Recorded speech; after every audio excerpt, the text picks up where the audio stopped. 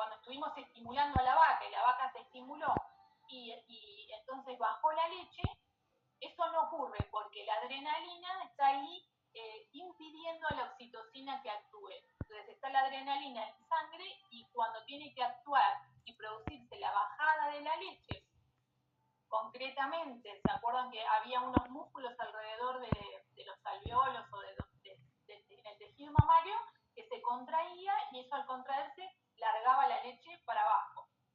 Bueno, si hay adrenalina, si la vaca se asustó antes y se estresó, se asustó básicamente, eso no ocurre. Entonces la bajada de la leche se ve interrumpida, no anulada, pero interrumpida. Bueno, eso. Después sí, que se pisen y que se lastimen las patas y que en las patas en las lastimaduras entren bacterias y con eso aumenta el quietín. Y que las ubres se golpeen y se inflamen, sí, pero en menor medida, digamos, para que una ubre se golpee, la vaca tiene que correr o saltar, ¿no? Pero bueno, es importante marcarlo eso. Y la pregunta 2 decía, marque todas las correctas. La mastitis clínica es la que presenta grumos en la leche. Sí, la mastitis clínica presenta grumos y por eso despuntamos. ¿La mastitis subclínica presenta grumos? No la vemos la mastitis subclínica, solo si hacemos algún estudio, algún examen en particular, como puede ser el test de California.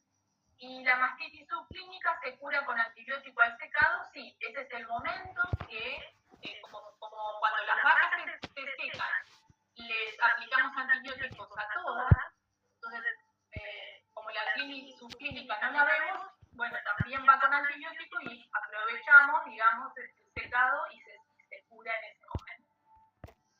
Y después con la mastitis disminuye la cantidad de células productoras de leche, sí, porque hay ruptura de células. Y las mastitis ambientales y las contagiosas son distintas. Sí, son mastitis distintas y además se controlan de manera distinta. Claramente son parecidas, pero bueno, además las bacterias viven en lugares distintos y por eso se controlan de manera distinta. Bien, esta es la que veremos recién. Y si no hay más preguntas, se ve muchísimo. Bueno.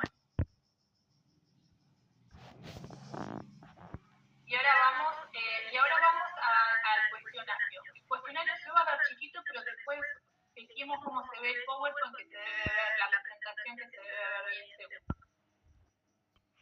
Entonces, el cuestionario que tenían para terminar hoy, digamos que hoy es el último día para contestar, dice, esto les quería decir, bueno, es un cuestionario bastante completo, pero bueno, yo lo hice a propósito para entender que ustedes tenían tiempo para hacerlo, que lo podían hacer con tiempo, y que además el objetivo es más que nada pensar y fijar algunos conocimientos o cosas de las que estuvimos hablando.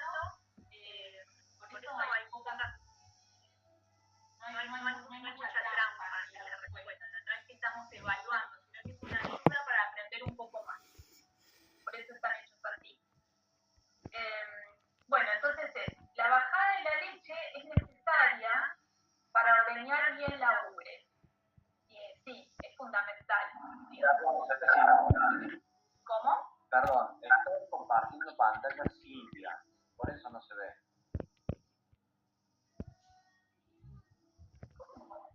Es como, dice que está presentando Cintia Lugo. Sí, ahora está. Ahora está, a ver.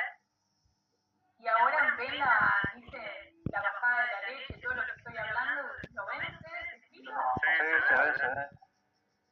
Acá dice la bajada de la leche, 94 respuestas. Bueno, perfecto. No, si yo dije algo raro.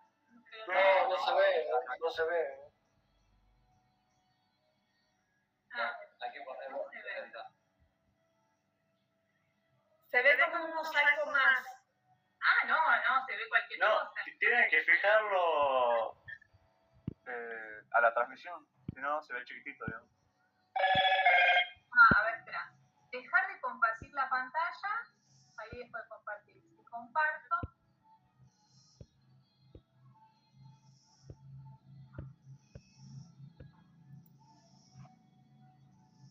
sí fue. Ahora está perfecto. Bueno, ahora tienen que ver las respuestas acá. Acá, la bajada de la leche, 94 respuestas.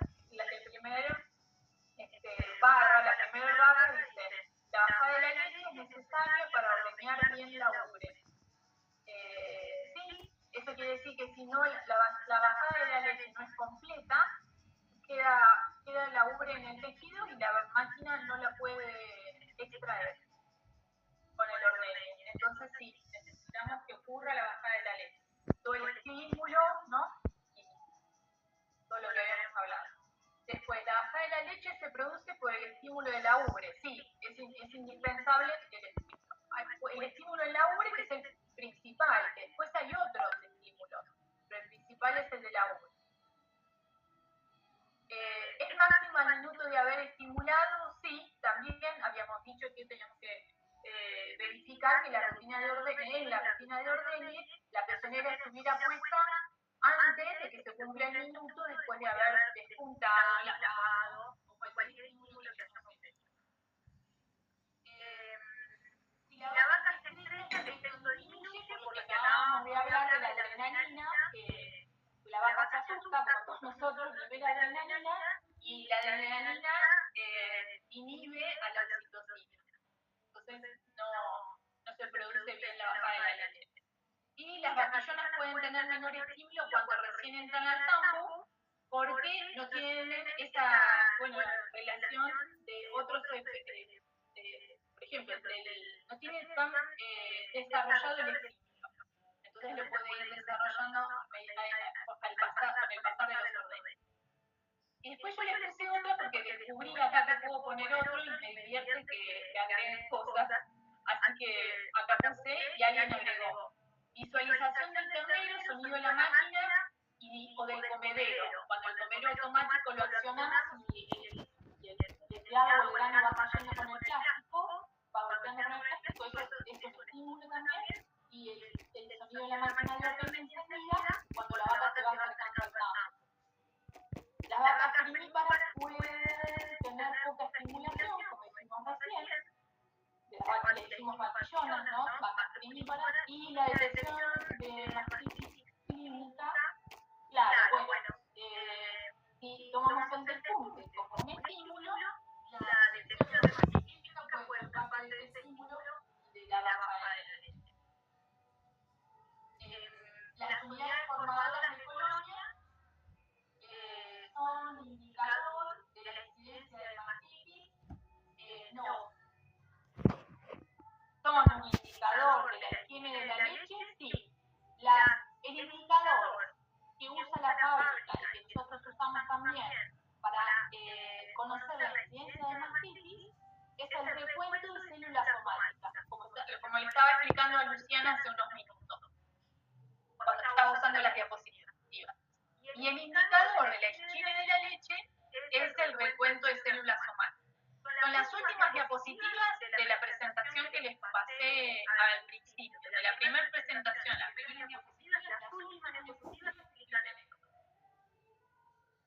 Esto es importante, ¿por qué? Porque si la fábrica nos paga en relación a estos indicadores, y además nosotros tenemos que poder ajustarnos y esos indicadores suben por saber cómo hacer, qué cosas tenemos que hacer para bajarlos.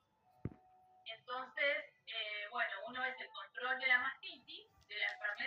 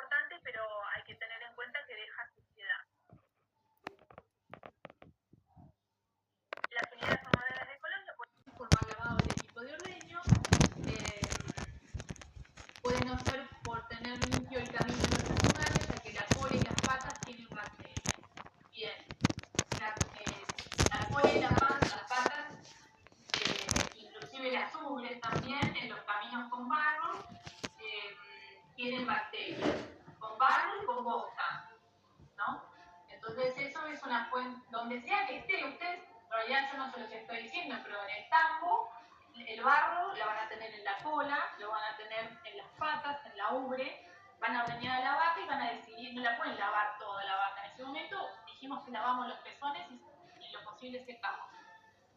Todo lo demás va a quedar ahí. Inclusive si hay bosta o hay barro en el piso del tambo mientras estamos ordeñando a la vaca, y al colocar la pezonera, mover la pezonera ya va empezando a chupar, puede ser que roce el piso, si hay agua, y que eso se levante, ¿no? Digamos, en el momento que estamos ordeñando, ese barro y esa bosta va a existir, no vamos a lavar todo. Por eso si queremos prevenir y queremos bajar las unidades formadoras de colonia, tenemos que arreglar los caminos, ¿no? O cambiar de circulación, o tener más de un camino de entrada para los días de lluvia. Bueno, sí, no digo que todo eso sea fácil de hacer, pero son como las prevenciones que se pueden tomar. Problemas en el equipo de frío, que el equipo de frío no enfríe bien o que enfríe lento, entonces aumenta la multiplicación de bacterias porque la temperatura no es del todo baja. Son un indicador de la contaminación de la leche por una enfermedad, un agente externo o por tiempo y temperatura. Bueno, unidades formadoras de colonia no es por enfermedad, sino es por tiempo, por la temperatura, por el clima, entiendo que dice, ¿no? Si llueve, sí, los factores climáticos externos. ¿Es un indicador de la calidad de la leche? Sí. El retiro de la unidad de ordeñe, sellado y desinfección de pezones. Sí, recuerden de todos modos que la desinfección de pezones es para controlar las mastitis. Más que nada. Es más, es un punto en el plan de control. Si no me equivoco, es el primero o el segundo. Cuando es sobre la sanidad o hay deficiencias en la cadena de frío, también pueden ser asociadas a ubres, o mastitis y contaminación ambiental. Sí, recordemos que las mastitis se miden con el recuento de células somáticas y la mugre en la leche se mide con las unidades formadoras de colonia. Y que las bacterias que medimos con unidades formadoras de colonia no necesariamente son las que producen mastitis. Y el mal funcionamiento de la máquina de ordeñe puede provocar aumento del vacío en la punta del pezón. Sí, esto es si hay fluctuaciones de vacío, ¿no? Si la máquina está mal regulada y hay un exceso de vacío en la punta del pezón, puede dañarlo. Si la fase de masaje que hace la pezonera es correcta, no debería haber problema. Mayores casos de mastitis, sí, el mal funcionamiento de la máquina, porque por lo que acabamos de decir sobre los daños sobre el pezón, caída de las pezoneras por falta de vacío, el mal funcionamiento de la máquina de ordeñe puede provocar caídas en las pezoneras por falta de vacío. Falta de vacío, ya sea porque hay muchas pérdidas de vacío, muchas pezoneras abiertas, muchas pérdidas de vacío por cualquier parte, o hay poca reserva de vacío en la bomba. Diferentes razones. Esto que acabo de decir no todos lo van a entender porque no vimos máquina de ordeñe, pero bueno, ya lo vamos a ver si no me equivoco. Pero como para que sepan por dónde viene.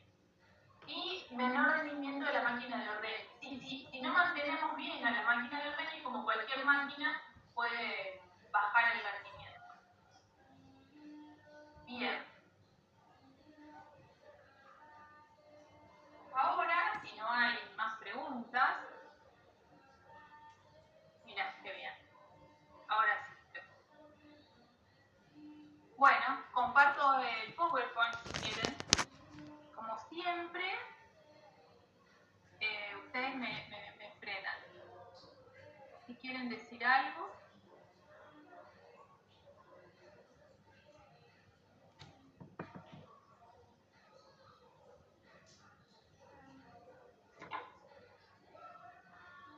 Bueno, entonces, veo que nadie... A ver, Ahí hay un comentario, esperen que voy a mirar y ya me contesto. Bueno, escucho un ruido, perdón. Vuelvo acá. Si alguien quiere hablar, entonces abre el micrófono. Si no, nos vamos a concentrar en las próximas 3 diapositivas, que como yo les decía la vez pasada, vamos a ver siempre algunas diapositivas que nos van a ayudar a entender este tema, pero otros también.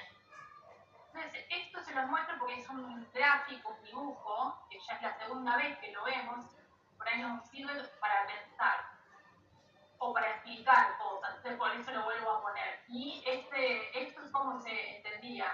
Fíjense que hay como unas rayitas de colores acá abajo, que era la vida de la vaca. Y decíamos que al principio, bueno, está el periodo de crianza y de cría, después está la parte azul, está en ternera. Fíjense que los celestes o verdecitos siempre son en el momento del servicio. Acá también, y acá también, al otro lado de toda la vida de la vaca, los verdes son los servicios. Y, bueno, y en naranja la preñez. Está en blanco quiere decir que la vaca está vacía. Entonces, claramente, acá tenemos las primeras 3 lactancias, ¿no? Hay 3 curvas. La curva es así medio irregular porque tiene un pico medio al principio que después va bajando, es el dibujito negro, la línea negra, indica bien cómo es al principio, hay un pico que se produce medio rápido, medio enseguida, después del parto y que después va bajando. Bien. A ver si puedo explicar un poco más acá. Acá a la derecha tenemos el mismo dibujo, pero más grande. Entonces, venía la vaca preñada, así en naranja, empieza a producir leche, acá está la curva que sube, porque después del parto empieza a producir cada vez más leche, hasta que produce un pico, ¿no? El máximo. Y después empieza a bajar. El pico máximo acá en este caso está medio coincidente con el servicio. Y acá hay un periodo que está en blanco que está en descanso. O sea, la vaca pare, la hace descansar un tiempo y después entra en servicio. Entra en servicio y le damos 1, 2, 3 servicios, lo que necesite, o depende de cuál. La parte de reproducción la vemos la semana que viene, así que no voy a llegar en detalle con eso. Queda preñada y listo. Ahora tenemos que esperar al próximo parto para que vuelva una nueva lactancia, que es lo que estamos queriendo. Entonces, este dibujo es como para ubicarnos en esta situación. La vaca pare, empieza a producir mucha leche, le damos unos días de descanso, pero enseguida, lo antes posible, la queremos bien recuperada para que entre en servicio rápidamente. Lo antes posible para que dé leche de vuelta lo antes posible. ¿Está bien? Y lo que muchos piensan también es que es importante que la vaca esté siempre iniciando sus lactancias, porque en el inicio de la lactancia es donde más produce, al final no. Entonces, de alguna manera, si tenemos lactancias muy largas, tenemos mucho tiempo con la vaca produciendo poco. Tenemos lactancias más cortas, bueno, ahí la producción es más alta. Por eso es que queremos que se preñe lo antes posible. Bueno, entonces, esto se entendió así ahora como es, vamos a ver en detalle lo que hoy vamos a ver es vaca en transición, que es vaca preparto y vaca posparto. En transición significa eso, 2 semanas antes, 2 o 3 semanas antes del parto y 3 semanas antes después del parto. Es el periodo de transición a través del cual pasa el parto. Entonces, en un momento que le pasa a la vaca es un momento muy especial. Y creo que la clase de hoy vamos a tratar de entender por qué es especial. Entonces acá tienen otras curvas, siempre las curvas nos ayudan a ver si algo sube o baja, ¿no? Entonces, la primera es producción de leche, y acá en esta línea lo que tenemos es el momento del parto. Entonces, hay 4 curvas y en todas empezamos a pensar desde el parto. Entonces, la curva verde, acá, desde el parto, ¿qué pasa? Ya produce leche. Para el faltante empieza a producir leche. Cada vez más. Durante 2 meses, por ahí más, empieza a producirse cada vez más leche, cada vez más leche, cada vez más leche, hasta que llega un pico y después empieza a bajar. Bueno, esto de producir mucha leche depende de cuánto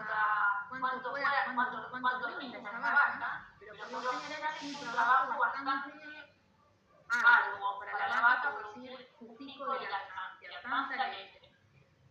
Porque son vacas que no están solo diseñadas para alimentar a su ternero, sino para dar leche, entonces dan mucha. Bueno, eso es lo que nos muestra la curva verde. La curva rosa, fíjense la forma que tiene, hay algo que baja acá, y es el peso vivo de la vaca. O sea, pierde peso al inicio, después del parto. Empieza a perder peso y después lo recupera. Lo recupera antes del secado, ¿no? Vamos a ver por qué y hasta cuándo lo recupera. Pero quedémonos acá después del parto. Baja peso al mismo tiempo que aumenta la producción. Entonces, ¿por qué baja peso? Bueno, porque esta curva azul, fíjense que tiene un pico que está bastante más lento que los otros dos picos anteriores y es el consumo. Entonces el consumo empieza a aumentar, pero no es máximo al principio.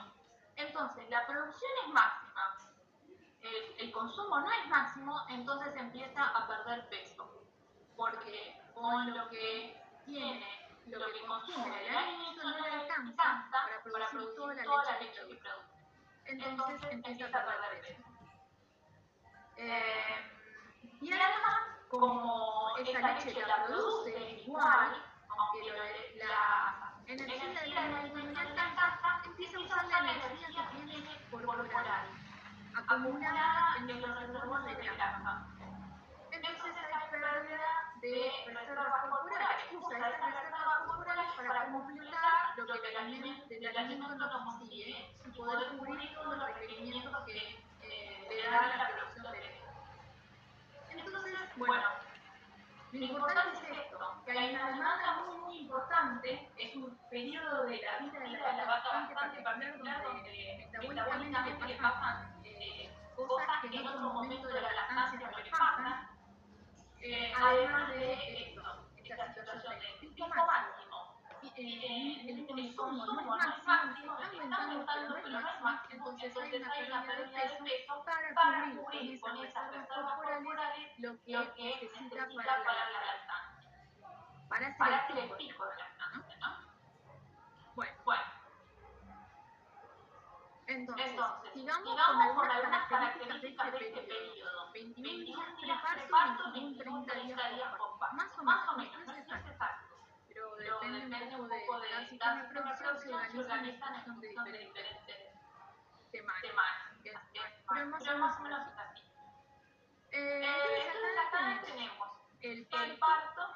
Lo que ocurre antes del parto es un bajo consumo de materias secas y bajas defensas bajas. El sistema inmunológico baja las defensas. Eso es lo que pasa en el preparto.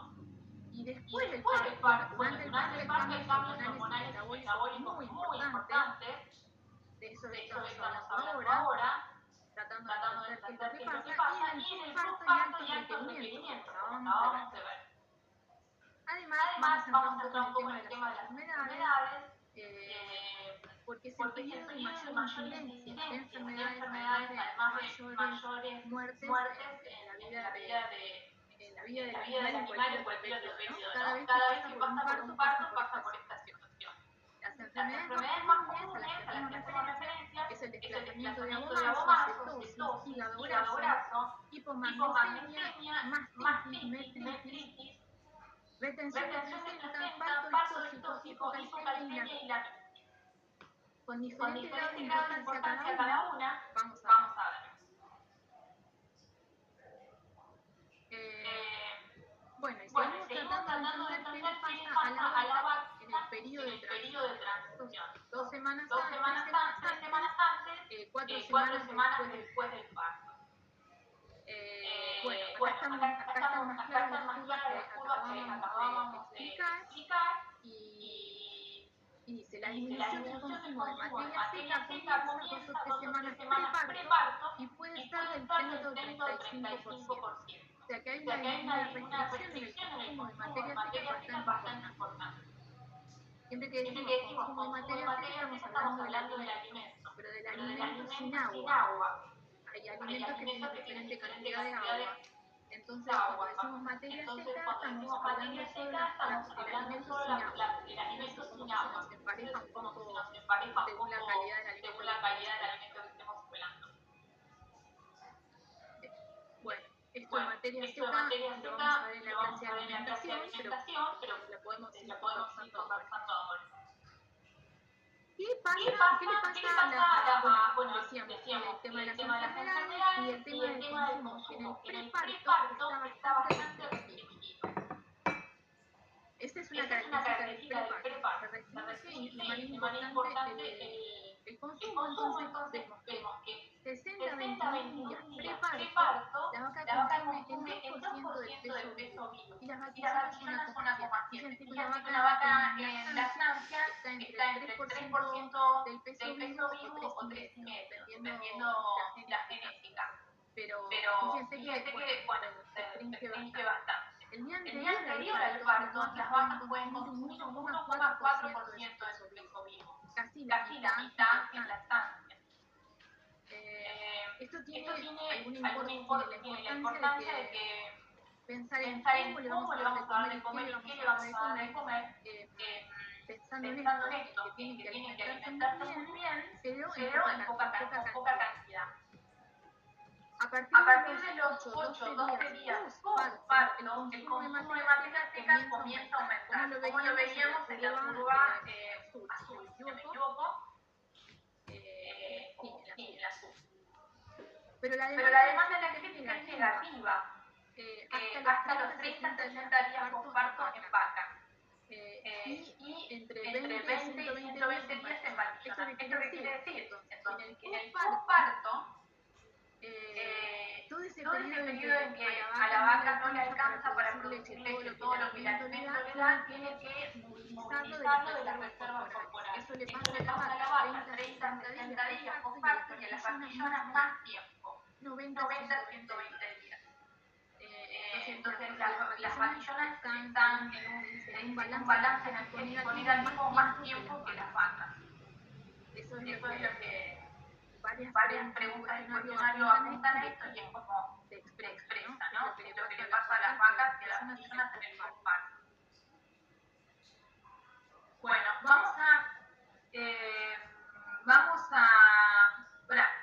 vamos a entrar en estado corporal, pero voy a decir algo ahora, porque vamos a hablar de la dieta preparto, la calidad de la dieta preparto, pero lo que quiero decir sobre el consumo, entonces, para ir empezando a hablar desde ahora, es que decíamos que el consumo está restringido en el preparto y que la calidad de la dieta tiene que ser buena, porque la vaca come poco, pero tiene requerimientos de calidad. Entonces, hay que tener dietas bien balanceadas, bien armadas, de manera que no estén, que la vaca consuma poco alimento, pero de buena calidad. Por supuesto, no tiene que ser con exceso de fibras o que tienen que ser alimentos que se degraden con facilidad, pero al mismo tiempo, en algunos casos lo que se recomienda que los alimentos que se coman en el preparto sean similares a los que se coman en el postparto, para que las bacterias que degradan esos alimentos ya estén presentes, ¿no? Si le damos un alimento nuevo en el postparto, cuando entra al tambo, probablemente le lleve un tiempo desarrollarse las bacterias que degradan ese tipo de alimento en ese momento. Entonces ya las venimos como desarrollando o teniendo en el rumen desde antes, ¿no? Las venimos alimentando desde antes. Esa era un poco la idea. Prestar atención a la calidad y a la forma de distribuir el alimento. Después vamos a ver por qué además, qué características tiene que tener el alimento y la importancia de revisar los comederos y el remanente de los comederos en el preparto, para chequear y monitorear cuánto están comiendo las vacas. Esa es la importancia. Buenas noches. ¿Qué tal? Acá andamos. Una consulta. Sí. El alimento del preparto, puede ser que... ¿Cómo me explico? Veo que después cuando paren, que alguna quedan sucias adentro del útero, y bueno, que hay que hacer tratamiento. Puede ser que la clave está en el alimento del preparto para que no quede con suciedad después cuando paren. No sé si me explico a lo que quiero. ¿Y qué, por ejemplo? ¿Qué tendrías cuidado en el preparto para que eso no pase?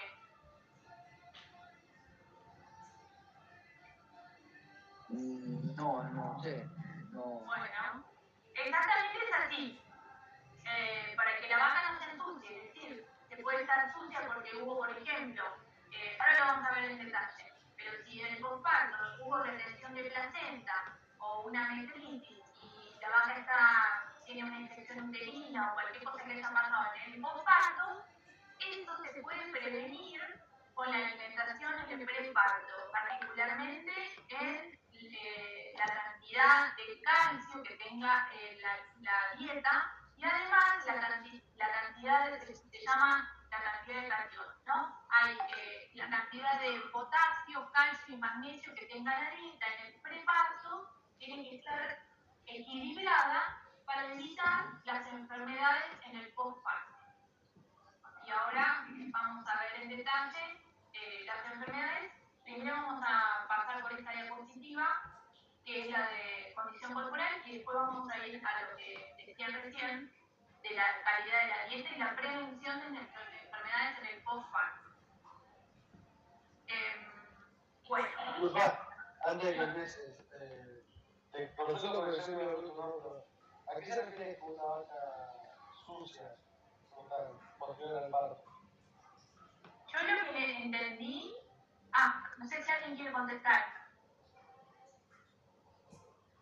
Yo lo que entendí que explicaban recién cuando decían sucia puede ser una vaca que retuvo placenta, por ahí la largó, pero quedó sucia, quedó con flujo sucio, oscuro, con pus, ¿no? Alguna infección uterina o algún problema en el tracto genital.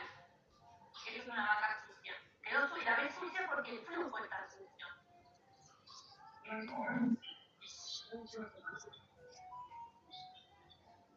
¿Está bien? Perfecto, muchas gracias.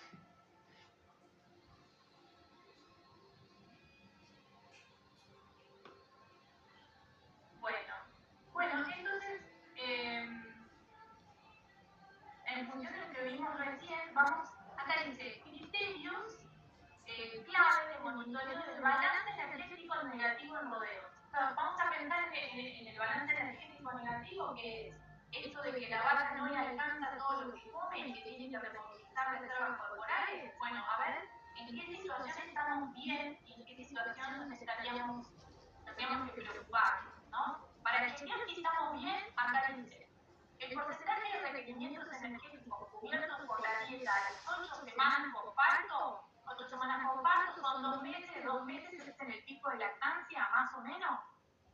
El 95% del alimento tiene que venir cubierto, el 95% de la energía que necesita la vaca tiene que venir del alimento.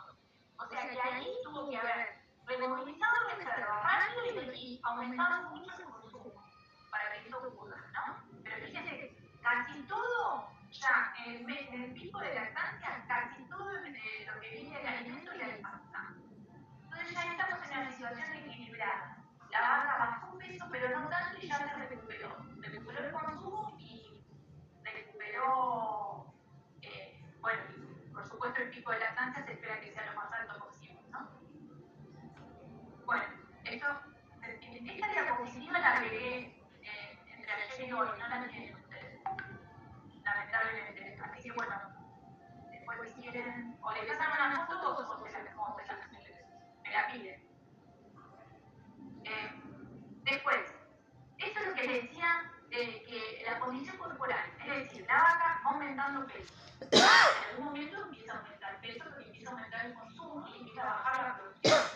Entonces, aumenta peso, aumenta la composición corporal. Esas reservas corporales que se fue consumiendo a lo largo de la lactancia, y cuando baja la producción, bajan los requerimientos, empieza a engordar. La vaca va a engordar hasta el momento del secado. Ahora podríamos volver a las curvas de atrás, fíjense que empieza a aumentar el consumo, empieza a aumentar el peso corporal. Hasta el momento del secado. Entonces dice, condición corporal, al momento del secado, 3,5, ese es el objetivo. Si estamos por arriba, tenemos problemas, si estamos por abajo, tenemos problemas. Acá dice, más o menos 0,25, ¿no? Ahí. Ahora vamos a ver qué pasa si estamos por arriba y qué pasa si estamos por abajo. Y fíjense, la condición al parto, 3,5. Quiere decir que en el momento del secado nosotros la que pasa por la manga, ¿no? Le damos la vacuna, le ponemos el pomo para el pomo de secado antibiótico para las hepatitis subclínicas a todas las vacas y le chequeamos, le miramos el estado corporal. Y anotamos, 3,5, felices todos felices. Y cuando vuelva el momento del parto, en el preparto, que está por parir, debería estar con 3,5 también. Es decir, que durante el secado y el preparto no debería ni aumentar ni bajar peso, se debería mantener. Y otra cosa, condición que también es importante en el manejo del preparto y en el posparto también, es que la pérdida de estado corporal entre el parto y el pico de producción, que decíamos que la vaca consumía reservas, va a consumir reservas, va a bajar, pero no debería bajar más de 1 punto de composición corporal. Es decir, que si parió con 3,5, supongamos, lo ideal es que no baje o no pierda más peso que 2,5 de estado corporal. ¿Está bien? Eso, si eso ocurre, si baja más de peso, ya es una situación bastante crítica para la vaca, bastante sobrellevar. De la misma manera que decíamos que después del posparto el consumo se va recuperando, quiere decir que en una lactancia temprana, es decir, ya en el pico de producción o pasando el pico, podríamos esperar estar en 2,75, ven que ya va recuperando peso. Para volver al momento del secado y de llegar con 3,5. Y así sucesivamente todas las lactancias. Acá dice, el porcentaje de vacas en lactancia temprana con una relación grasa-proteína de leche más de 1,5. A ver, traducimos esto. Yo se los dejé esto. No todo el mundo mide la grasa y la proteína ni lo controla, pero hay una relación entre la grasa y la proteína que generalmente de la leche generalmente se mantiene. Pero si esa relación cambia mucho, por ejemplo, la grasa aumenta mucho y se separa mucho del valor de la proteína, puede estar indicando algún problema o alguna enfermedad metabólica como la cetosis. Si tenemos la posibilidad de medir la relación grasa-proteína, que a veces los controles lecheros nos hacen, no es un análisis individual, podemos hacerlo, no tendríamos que tener más del 10% de las vacas con una relación muy alta, mayor a 1,5. Es un control que se puede hacer, pero si tenemos el dato, si no, no, porque no tenemos el dato de cada una de las vacas en grasa y proteína por lo general. Pero me pareció importante ponerlo porque para que sepan esto, que hay una relación entre la grasa y la proteína, que es el porcentaje de grasa y proteína que produce la vaca que conocemos en el campo. Pero puede ser que en algunos momentos en el campo eso se separe mucho y en algunos casos puede ser que se invierta, que la proteína sea más alta que la grasa. Y eso es un problema nutricional. Hay que prestar atención a eso y buscar un profesional que nos ayude a entender eso. Bueno, y otra cosa fundamental es el espacio de comederos disponible para vacas en transición, tanto en el preparto como en el posparto, que todas tengan el espacio que necesitan para comer suficiente, y el porcentaje de rechazos aceptados en comederos de vacas en transición es mayor al 3%. Después vamos a ver un informe de desperdicio de alimentos. Pero acá, bueno, lo puse como para tenerlo presente. Después vamos vamos a ver algunas fotos de si vamos a recorrer los comederos donde dejaron alimento a las vacas, tenemos una idea de qué es mucho y qué es poco, ¿no? Bueno, seguimos con la monitoreo de la condición corporal, repasamos los puntos, acá los momentos en que podemos medir o que nos conviene medir la condición corporal para saber que todo va bien y que no hay problemas, detectar los problemas a tiempo. En el parto, les habíamos dicho promedio de 3,5, el mismo que al secado, ¿no? Y acá está más o menos 0,25, quiere decir entre 3,25 y 3,75. Cada tanto pone lo recomendado de 3,5, pero estamos que a veces ponen 3,75, ¿no? Según, como para manejarse ellos. La lactancia temprana habíamos dicho que no baje más de un punto, así que como mínimo 2,5, pero también puede ser 3. Lactancia temprana es difícil de medir la condición corporal en ese momento, pero supónganse que al mes de paridad pasa por la manga para que la revise el veterinario, entonces ahí pueden medir condición corporal. Lactancia media es más difícil, pero claramente va a ir aumentando peso hacia el momento del secado, que va a ser el mínimo condición corporal que al parto, ¿no? Bueno, eso es lo que dijimos. Y bueno, ¿y qué pasa si es más o es menos? ¿Qué pasa si la vaca viene con mayor condición corporal, o más gorda, o con menos? Bueno, si la vaca viene más gorda, puede haber mayor pérdida de condición corporal en el posparto. Entonces tenemos más riesgo de que ese 1 de condición corporal baje a más de 1, ¿no?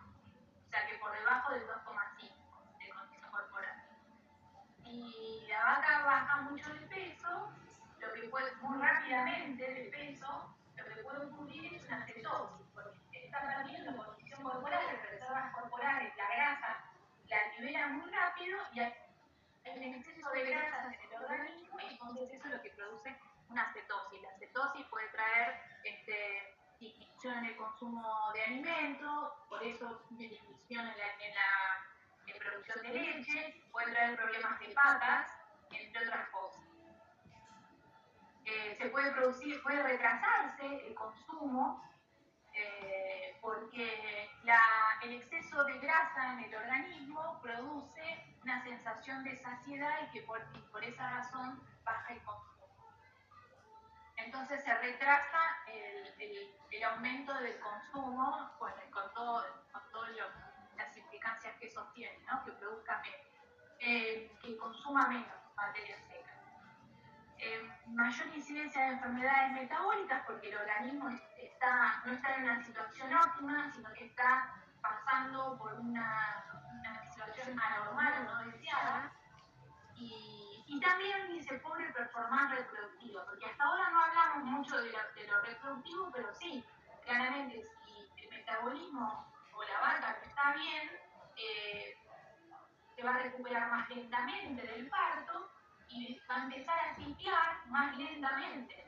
Entonces puede ser que haya como un anestro posparto en el que la vaca no cicla, entonces no la necesitamos a servicio, entonces todo se atrasa, en el momento del servicio se atrasa y la próxima lactancia se atrasa. Bien. ¿Y qué pasa si la vaca tiene paren placas? Tienen menores reservas corporales, menor probabilidad de alcanzar el pico de producción acorde a su potencial genético. Entonces produce menos. Y pierde, bueno, y ya empieza con pocas reservas corporales, así que por eso baja el pico de producción. Bueno, esto es lo que en esta diapositiva hacíamos poco acá en el momento del parto y en el posparto para entender todo lo que le pasa a la vaca en ese momento, ¿no? Para eso estaba.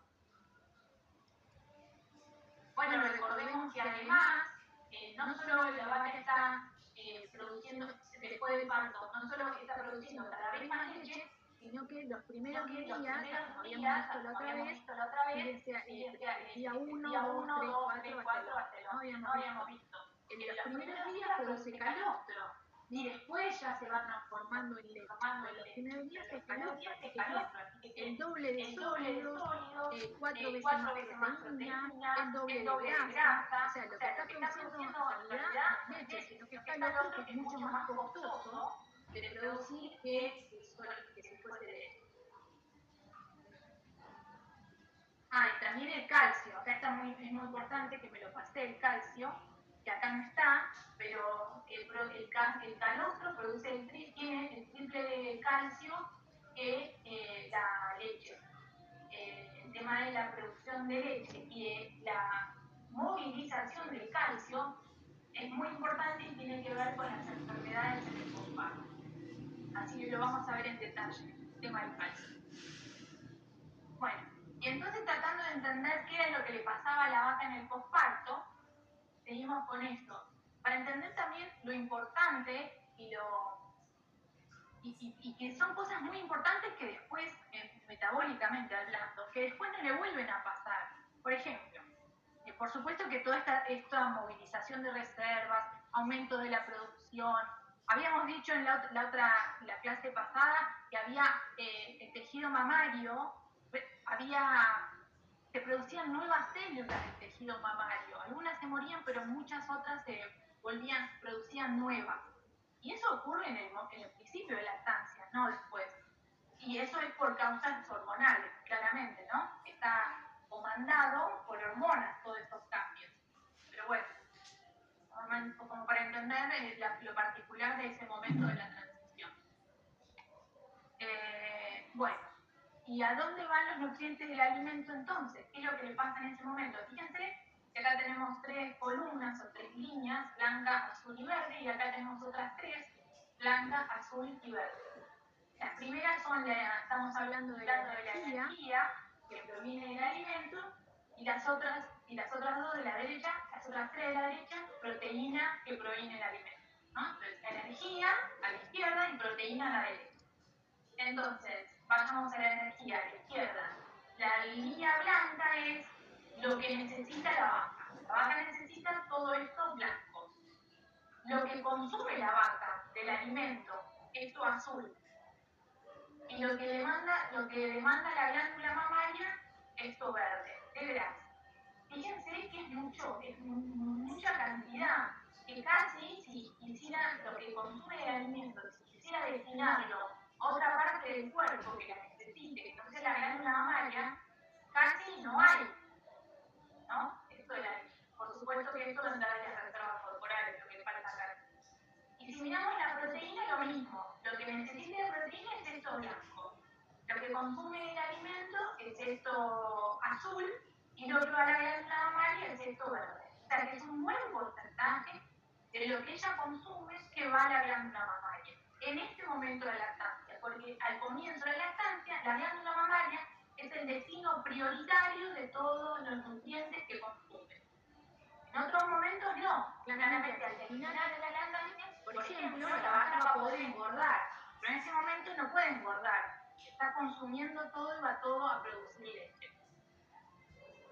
Entre otras cosas, ¿no? Hay otros destinos prioritarios, pero bueno, en este momento es la UGE, la producción de leche. Disculpa. Sí. María Victoria hizo una consulta en el chat de mensaje. A ver, ¿qué dijo?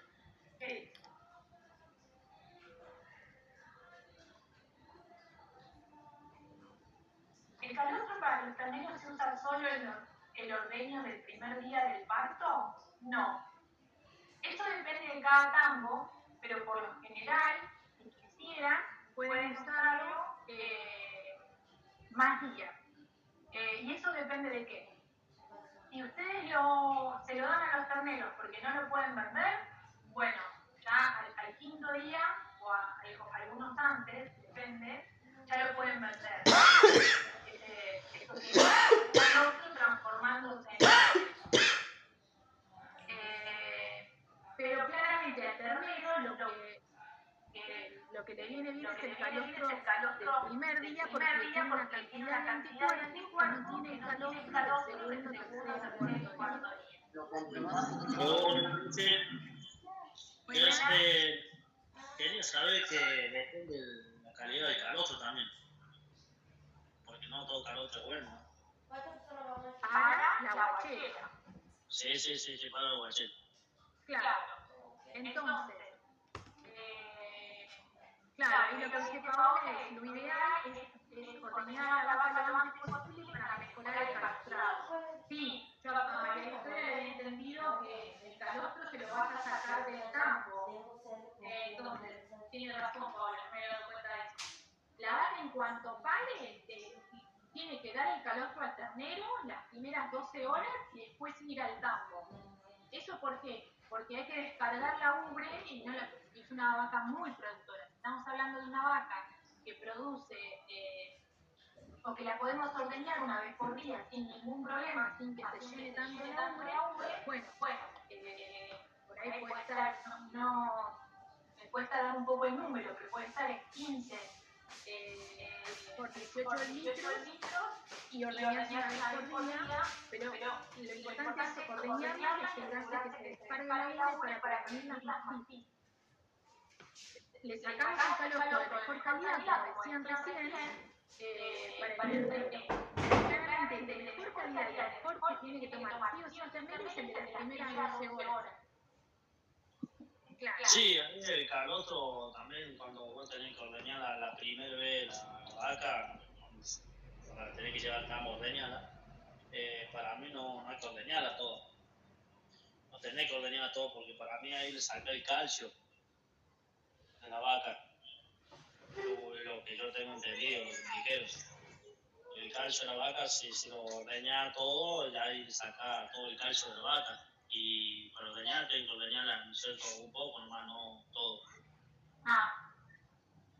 Bueno, pero podemos hacer cosas para que tenga buen nivel de calcio y le ordeñemos. Porque si la vamos a ordeñar poco, vamos a estar no sacándole tanta leche, pero sí riesgo de mastitis. Entonces hay que ver qué vaca tienen, ¿no? Si tienen vacas de más o menos más de 20 litros, van a tener que pensar en ordeñarla bien esa vaca, pero hay cosas que podemos hacer para que no consumir, para que tengan suficiente calcio, como decían recién. Disculpe. Sí. ¿La calidad del calostro también depende mucho de la calidad de la alimentación? No. Inclusive la calidad de la leche no cambia mucho con la alimentación. Sí la cantidad, pero no la calidad. Lo que tenemos de grasa, proteína, de lactosa, en el caso del calostro, si la vaca está muy desnutrida, la cantidad de anticuerpos es baja. Eso sí, si a la vaca no la vacunamos en el preparto, porque bueno, depende, hay gente que la puede vacunar, hay gente que no, y la recomendación es que sí, pero si no se vacunó en el preparto a la vaca, el calostro va a tener menos anticuerpos, porque no tiene la vacuna dada. Y repito, si una vaca está desnutrida, el calostro es de menor calidad, como decían recién, dentro de las 12 horas, porque en ese momento el calostro extraído dentro de las 12 horas es el de mejor calidad y de máxima cantidad de anticuerpos. Y de verdad que el ternero necesita el máximo de anticuerpos. Así que todo lo que viene en el día 2, 3, 4, si no lo podemos vender porque todavía no es leche, va a la guachera, pero no es porque nos sobra, no es porque le tengamos que dar al ternero eso. Al ternero que tiene un mes de vida puede tomar leche directamente. El ternero recién nacido es el que tiene que consumir el calostro sí o sí. Sí. Sí, nosotros tenemos un medidor de calidad del calostro, que tiene que estar entre 26 y 30, más o menos, el calostro, para darle el mejor calostro. Esa calidad tiene que tener el calostro para darle el ternero.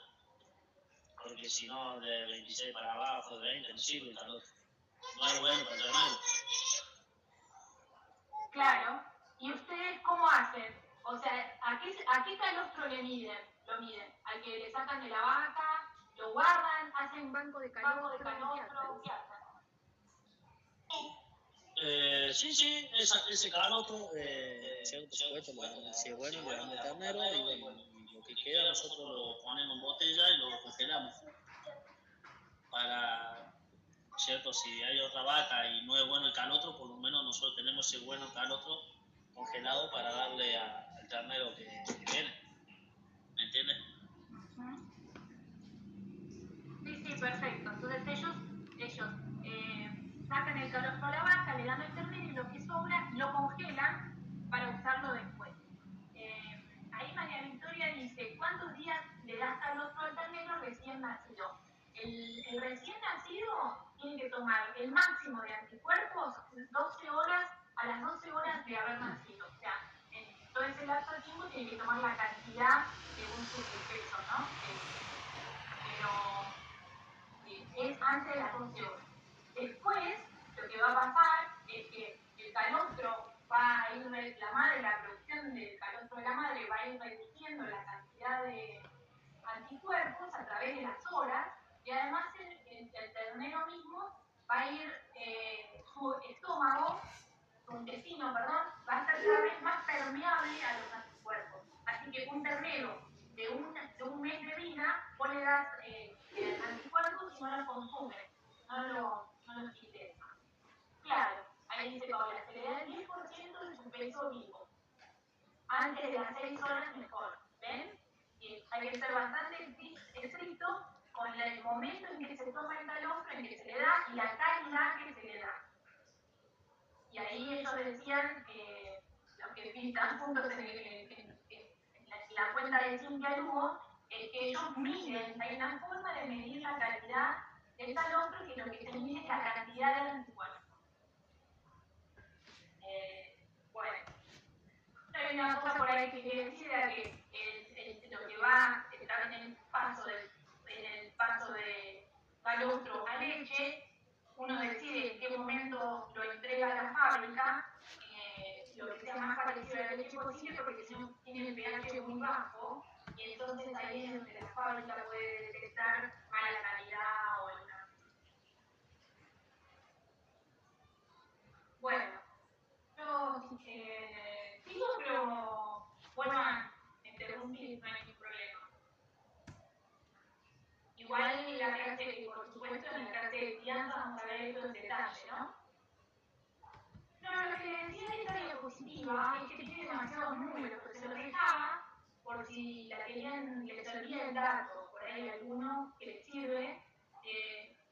Tenemos a la lactancia dividida en primer tercio, segundo y tercer tercio, y fíjense que acá está la curva de lactancia. Entonces, en el pico de producción, lo que les muestra es que tiene un 18% de requerimiento de proteína y ya después la demanda del alimento de proteína va disminuyendo y energía también va disminuyendo. Bueno, es simplemente como para que tengan el dato, es que a nosotros nos sume mucho, pero es eso. Bueno, y por todo lo que veníamos diciendo recién, lo importante es eso, que los primeros 3 meses